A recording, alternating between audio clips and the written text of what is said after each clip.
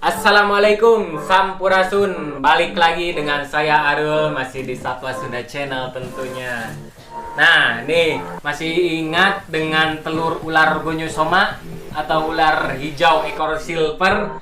Nih, dia kemarin saya cek, dia udah menetas satu, sudah saya pisahkan satu, dan yang lainnya mungkin akan menyusul sekarang. Pasti sih ini udah 2 hari pas yang satu ini keluar. Terus saya cutting semuanya, bantu sobek, takutnya ada yang tidak bisa menembus cangkang, dan nanti dia keluar sendiri, dan mudah-mudahan sekarang udah keluar sendiri nih. Kita buka nih. Nah, ini yang pertama keluar. Kenapa saya masih simpan di dalam box styrofoam ini? Karena dia kemarin masih ada seperti ari-ari, kalau di ular disebutnya cadangan makanan, dan dia nanti akan masuk sendiri, dan sekarang udah masuk sih. Kenapa saya masih simpan di sini? Karena ketika ular masih ada cadangan makanannya, atau enggak ular sih, semua seperti iguana atau biawak, ketika ada cadangan makanannya langsung di outdoor kan, dipisahkan, dia akan lebih rentan. Tuh, kalau sekarang udah masuk, jadi udah dikeluarkan. Nah, ini juga ada lubang-lubang, jadi dia bisa napas. Nah, ini dia nih. Wow, udah keluar semua, geng.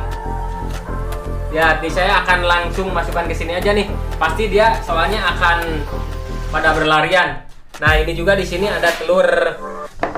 Lihat dulu nih. Nah, ada telur ini, yang satu ini telur iguana yang ada jamurnya, tetapi dia tetap survive karena saya bersihkan, dan kalau memang telurnya bagus, dia akan tetap survive. Dan ini telur leopard gecko ada 2 lagi. Sebelumnya sudah menetas 6 ekoran. 6 ekor sudah menetas, dan ini tinggal 2 butir lagi. Dan kita tutup lagi nih, soalnya takutnya terganggu. Nah, kita fokus ke ular Gonyosoma oxycephalum ini. Oke. Dan sebelum kita pindahkan ke sini, jangan lupa like, komen, dan subscribe dulu nih teman-teman. Kita lanjut masukkan ini ke sini. Let's go. Kuy ah.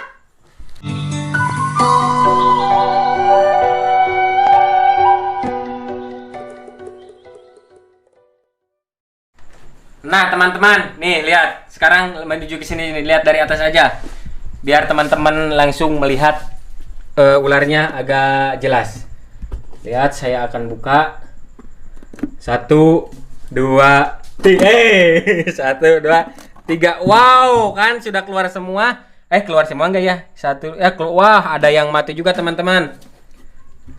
Nah, jadi gini teman-teman, berternak ular itu atau jadi tidak semua menetas tidak mungkin hidup, dan sesudah kawin pun tidak harus dia bertelur. Sesudah bertelur juga tidak pasti dia menetas semua. Sesudah menetas tidak pasti dia hidup semua, teman-teman. Jadi kalau kalian beli ular hasil ternakan, ya hargailah sedikit. Hasil breeder jangan ditawar yang tidak sewajarnya lah pokoknya. Nah, ini ada yang mati, teman. Nah, wah, ini juga galak nih. Wah, ini satu nih belum keluar nih. Dia tapi hidup nggak ya? Kita cek aja. Semoga aja dia masih survive, dan jangan dipaksa keluar sih kalau belum ari-arinya pada copot atau pada masuk. Nah, ini juga ada yang cacat, teman-teman. Nih, kita keluarkan dulu yang galak-galak. Nah, teman-teman, ini ada yang cacat lagi, tetapi ini cacatnya tidak separah yang sebelumnya. Kalau yang sebelumnya kemarin ada ada ular ini yang menetas, sebetulnya kemarin menetas 2. Dia tetapi pas keluar seperti ini dia cacat sangat parah sekali. Jadi dia tidak survive bisa hidup, dan yang ini dia survive bisa hidup karena cacatnya ya hanya seperti ini, dan membelit pun ini masih kencang tuh, lihat masih kencang. Pada berendam dulu. Nah, saya ambil aja lah ininya. Saya tutup dulu ini sebentar. Oh, ini masih ada, teman-teman, ternyata. Satu lagi. Nah, jadi ini 1 2 3 4 5 6. Nih, ini yang mati, teman-teman. Ini 1 ekor dia mati. Nah, ini sebetulnya dia bisa keluar, dan Dan memang nggak selalu ada seperti ini sih, dan kadang-kadang memang ada ya yang bisa keluar dan survive menetas, tetapi dia tidak survive untuk hidup. Oh, lihat. Kita cek 1, 2, ini masih ini masih ada. Oh, ini masih ada nih 2. Nggak tahu masih hidup atau enggak. 1, 2, 3, 4, 5, 6.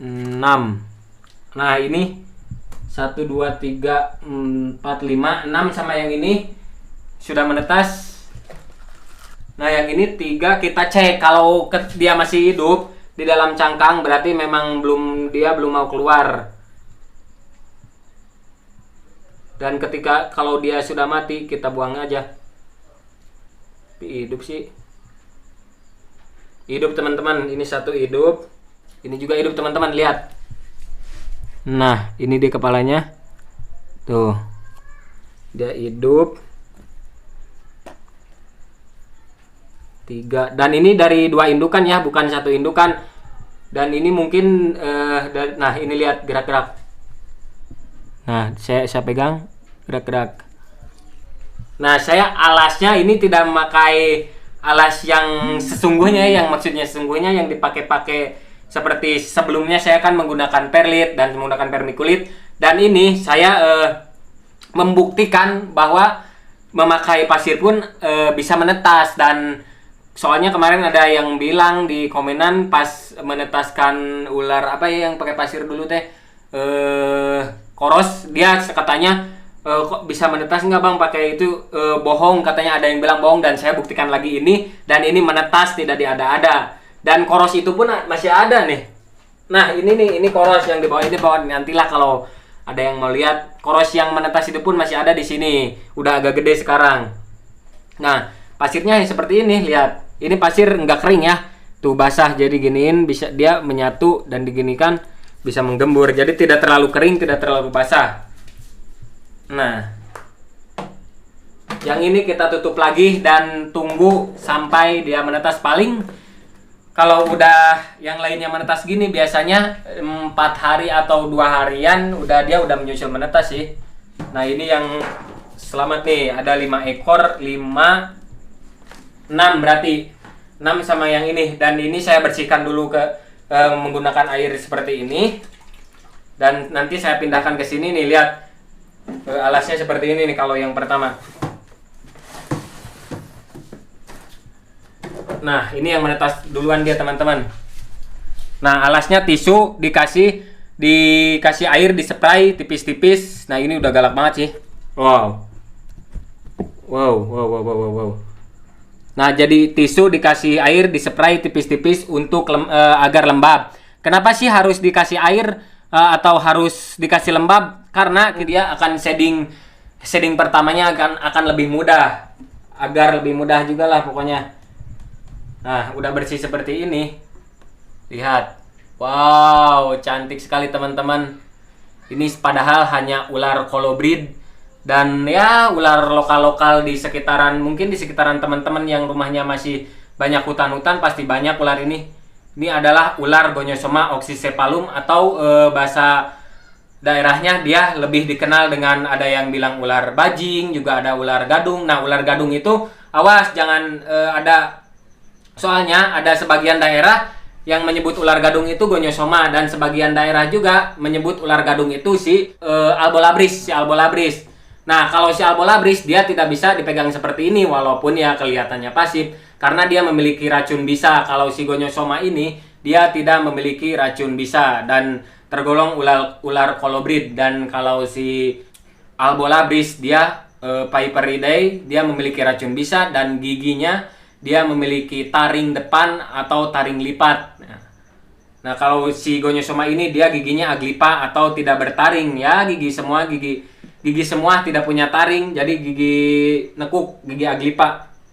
Nah, ini untuk si ular bayi ini, dia tidak akan mau makan ya kalau belum shading pertama.